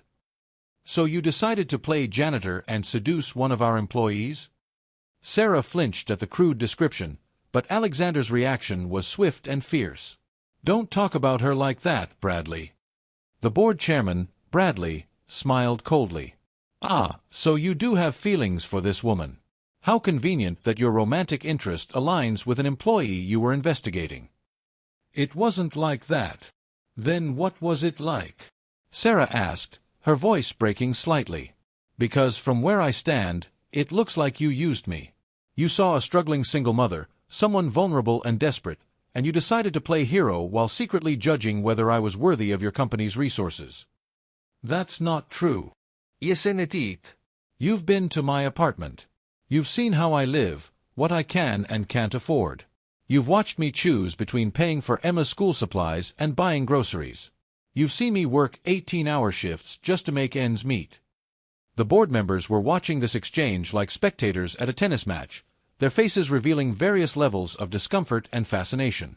And now, mysteriously, the hospital is getting everything it needs. New equipment, more staff, better benefits. All because some anonymous donor who understands our problems with impossible precision decided to help. Alexander's jaw was clenched so tight Sarah could see the muscle jumping. You want to know what hurts most? Sarah continued, her voice stronger now. It's not that you lied about who you were. It's that you thought I needed to be managed, manipulated, studied like a lab rat before you could trust me with the truth. Sarah, you could have told me who you were from the beginning. You could have said, "Hi, I'm Alexander Cross, I own this hospital, and I'm trying to understand how to make it better." I would have respected that. I would have helped you. Would you have dated me? Alexander asked quietly. The question hung in the air. Sarah felt the weight of 12 pairs of eyes watching her, waiting for her answer. I don't know, she admitted. Maybe not at first. But I would have gotten to know you as yourself, not as some character you invented to make me more comfortable. I wasn't trying to manipulate you. Then what were you trying to do? Alexander looked around the room at his board members, then back at Sarah. I was trying to understand what I'd built. And somewhere along the way, I fell in love with a woman who showed me what it really means to care about people. Bradley laughed harshly. How touching. Alexander, your romantic life aside, do you understand the legal implications of what you've done? The liability issues? The potential for lawsuits? I don't care about the legal implications. Well, you should. This woman could claim sexual harassment, emotional manipulation, any number of things that could cost this company millions. Sarah turned to stare at Bradley, disgusted. I'm not here to sue anyone. I'm here because the man I thought I knew turned out to be someone else entirely, and I needed to look him in the eye and tell him how that feels. And how does it feel? Alexander asked. Sarah met his eyes, seeing past the expensive suit to the man who'd carried Emma to bed, who'd helped during the hospital crisis, who'd somehow arranged for Tommy Patterson's surgery to be covered. It feels like you didn't trust me enough to let me choose you for who you really are, she said. It feels like you thought I was too shallow or too gold-digging or too something to handle the truth. That's not what I thought. Then what did you think, Alexander? Because I can't figure out why someone who claims to love me would lie to me every single day for a month. The room was silent except for the soft hum of air conditioning and the distant sounds of traffic 42 floors below. I thought, Alexander said slowly, that if you knew who I really was, you'd see the money and the power and the empire, and you'd never see me. De realme. The man who'd lost touch with everything that mattered until he met a nurse who cared more about her patients than her paycheck. Sarah felt tears threatening, but she refused to cry in front of these strangers in their expensive suits. You didn't give me the chance to see the real you, Alexander. You gave me a fiction, a character designed to make me fall for you without complications. Every feeling I had for you was real. But the person having those feelings was a lie. Alexander looked defeated, his shoulders sagging slightly. Around the table, board members shifted uncomfortably, clearly wishing they were anywhere but witnessing this public unraveling of their CEO's personal life. Sarah, Alexander said, what do you want from me? How do I fix this? Sarah looked around the room one more time, taking in the marble table, the leather chairs, the floor-to-ceiling windows with their commanding view of the city. This was Alexander's world, power and money and decisions that affected thousands of lives. I want you to understand that I don't need to be rescued, she said. I need to be respected. I need to be trusted with the truth, even when it's complicated. I need to be seen as an equal partner, not a charity case or a research project. You were never either of those things. Then prove it. Stop trying to fix my life from a distance and start figuring out how to fix what you broke between us. With that, Sarah turned and walked out of the conference room, leaving Alexander standing at the head of the table, surrounded by his board members and the empire he'd built, more alone than he'd ever been in his life.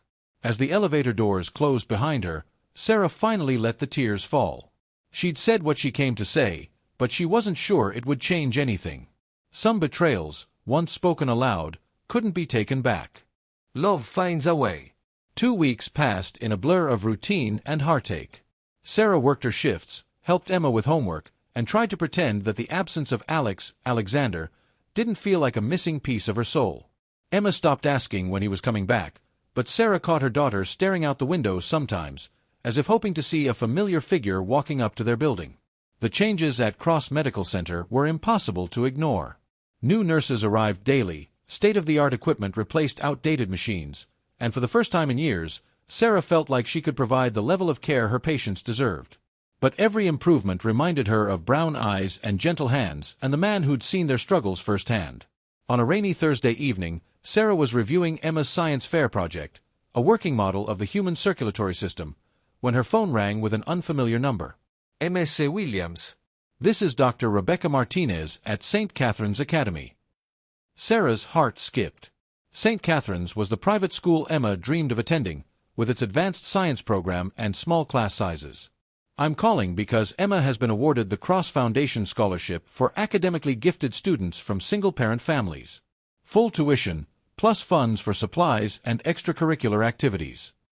Sarah sank into a kitchen chair, phone trembling in her hand. I'm sorry, what? The scholarship covers everything through high school graduation. Emma's application was, well, it was extraordinary. Her essay about wanting to become a doctor to help kids like herself was incredibly moving. Dr. Martinez, Emma never applied for this scholarship. Actually, she did. About 3 weeks ago. Her application included teacher recommendations, grade transcripts, and a personal statement. Everything was handled through her current school's guidance counselor. Sarah closed her eyes, understanding flooding through her. 3 weeks ago was right after Alexander's identity had been revealed, right after their confrontation in the Cross Tower boardroom. Ms. Williams, are you there? Yes, I'm here. When would this scholarship begin? Next semester, if you're interested. I should mention, the application specifically noted that Emma's family prefers to remain anonymous.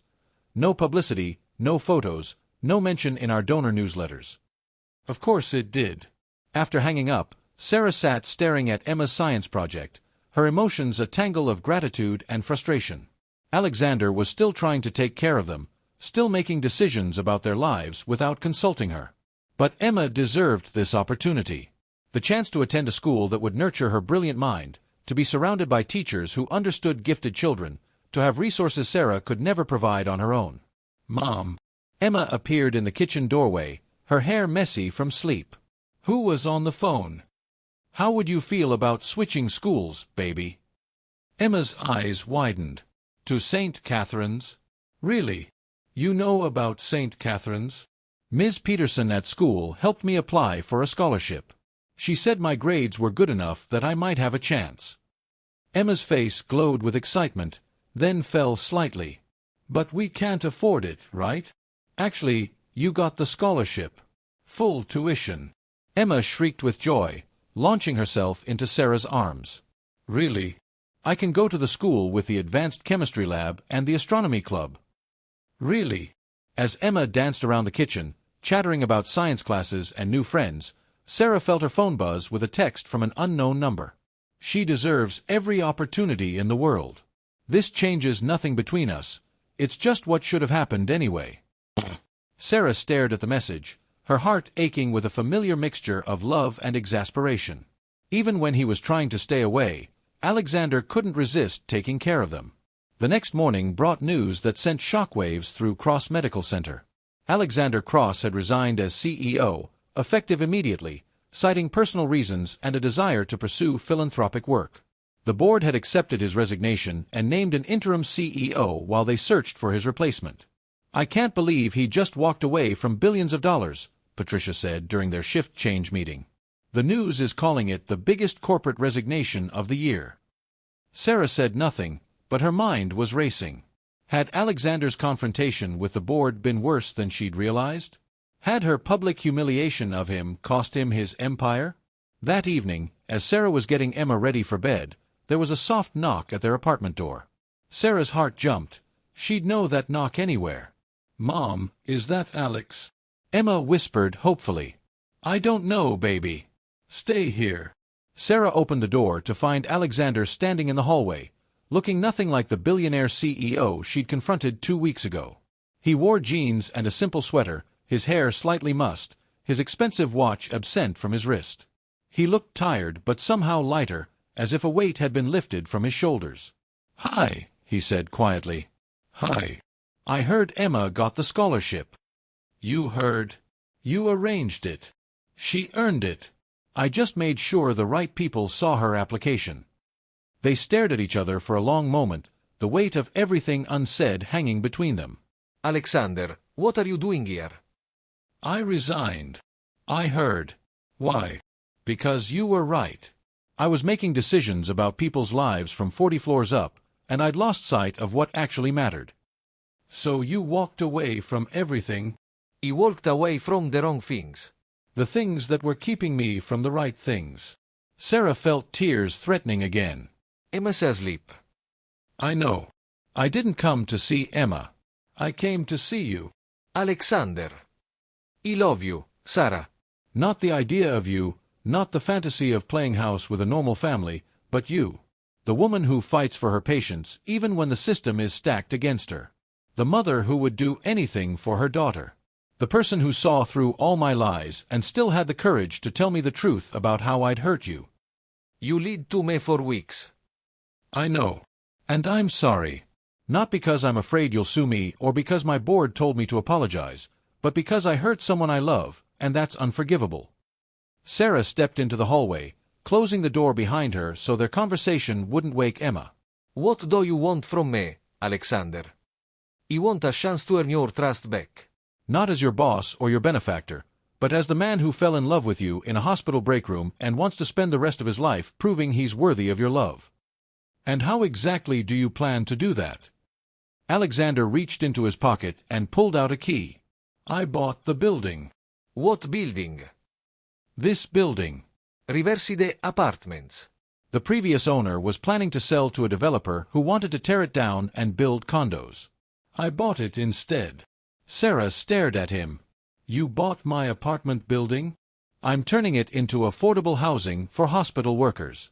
Good maintenance, fair rent, safe playground for the kids. Mrs. Chen gets to stay in her apartment as long as she wants, and your rent just got cut in half. Alexander, you can't just. I'm not trying to rescue you, Sarah. I'm trying to create sustainable solutions to problems I helped cause. My hospitals should have been paying living wages all along. My cost-cutting measures shouldn't have made it impossible for good people to afford decent housing. Sarah felt overwhelmed. So you're fixing the whole system? I'm trying.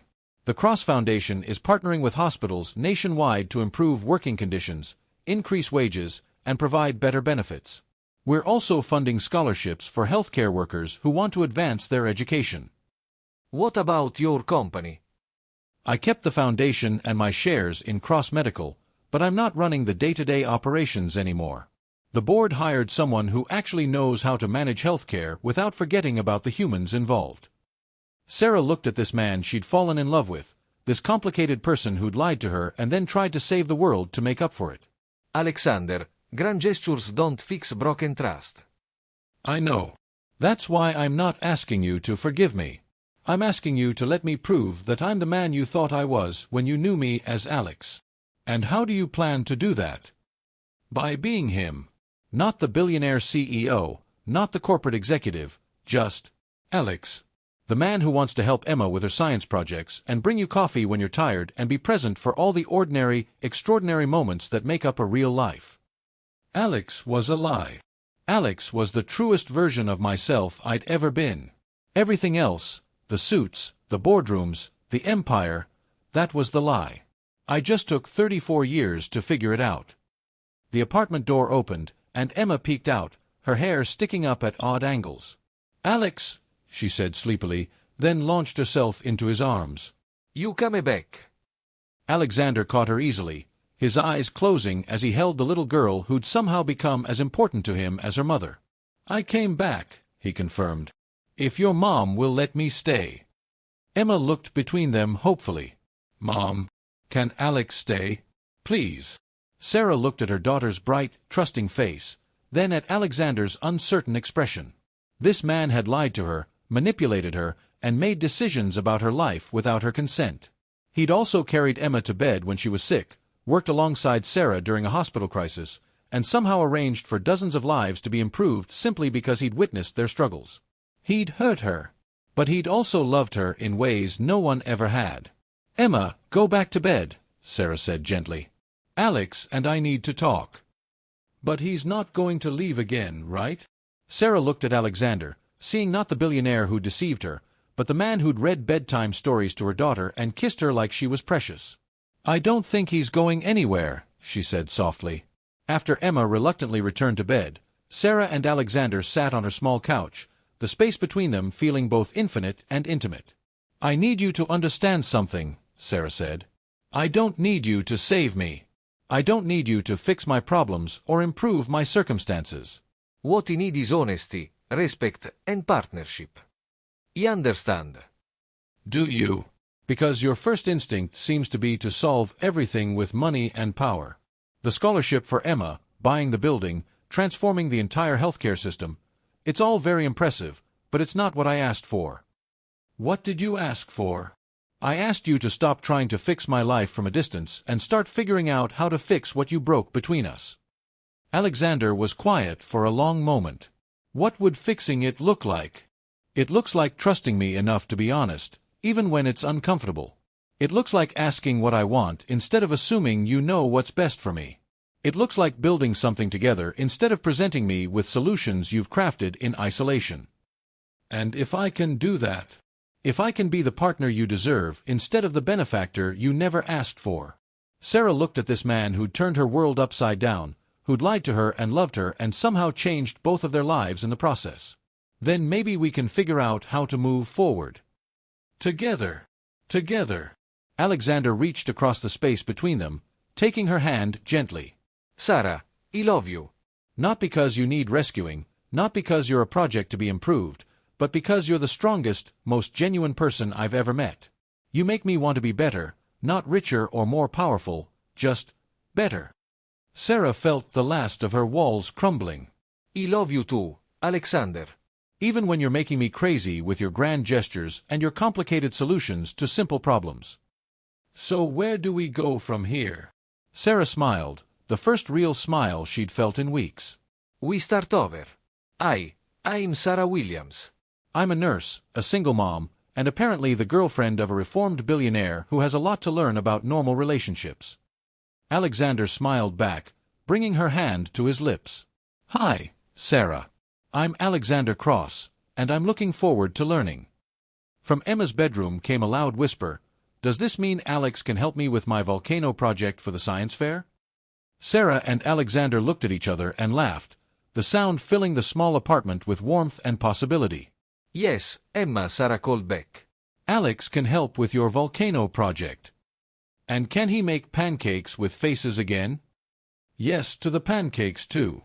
And can he stay for movie night on Friday? Alexander looked at Sarah hopefully, and she nodded. Yes, baby. Alex can stay for movie night. As Emma's excited chattering faded into contented sleep sounds, Sarah and Alexander sat together on the couch, planning their future not in boardrooms or penthouses, but in a modest apartment filled with love and laughter and the promise of tomorrow. It wasn't the fairy tale either of them had imagined, but it was real, honest, and entirely their own. 6 months later, Alexander Cross was just Alex again, the man who helped with science fair projects and brought coffee to his girlfriend's hospital shifts and had learned that the most valuable things in life couldn't be bought, only earned through patience, honesty, and love. And Sarah Williams had learned that sometimes the best love stories began with the worst first impressions, grew through forgiveness and trust, and flourished when two people chose to build something beautiful together. Emma, of course, had known all along that they belonged together. After all, the best scientists trust their hypotheses, and she'd hypothesized that Alex made her mom happy from the very first volcano eruption. Don't forget to rate this story and subscribe if you want more love stories like this one.